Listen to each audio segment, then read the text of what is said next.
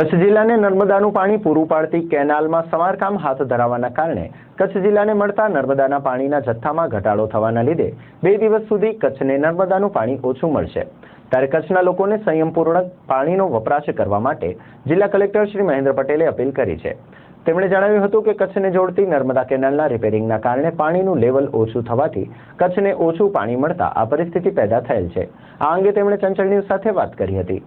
આપણે સૌરાષ્ટ્ર કેનાલમાંથી પાણી લઈએ છીએ અને જે મુખ્ય કેનાલમાંથી સૌરાષ્ટ્રનો જે ફાંટો થાય એમાં જે પાણી મોકલવામાં આવે છે સરદાર સરોવર નર્મદા નિગમ દ્વારા, એમાં બેલ્ટની રિપેરિંગની કામગીરી ચાલુ હતી અને એના કારણે પાણીનું લેવલ માળિયા પાસે ઘટાડી દેવામાં આવ્યું હતું।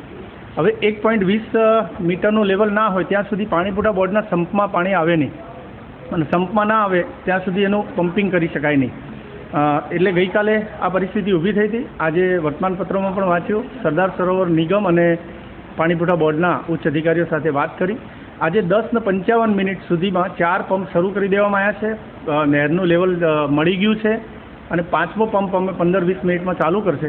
5 પંપ ચાલશે આખો દિવસ રાત્રિ દરમિયાન। એટલે આપણી જે કચ્છની જીવાદોરી છે એ પાઇપલાઇનમાં પ્રેશર ઊભું થશે અને પૂરતા પ્રેશરથી આવતીકાલે પાણી મળવાની શરૂઆત થઈ જશે। એ આપણા વિસ્તારમાં નથી, આપણા વિસ્તારમાં એવું નથી, કારણ કે એ બધું સૌરાષ્ટ્રના વિસ્તારમાં હતું। એ સરદાર સરોવર નર્મદા નિગમના અધિકારીઓ એની કાળજી રાખતા હોય છે, પણ એ બાબત નહોતી કે જેના કારણે કચ્છને પાણી નહોતું મળતું। કચ્છને પાણી તો સરદાર સરોવર નહેરમાં સૌરાષ્ટ્ર કેનાલમાં રિપેરિંગના કારણે આપણને પાણી નહોતું મળતું।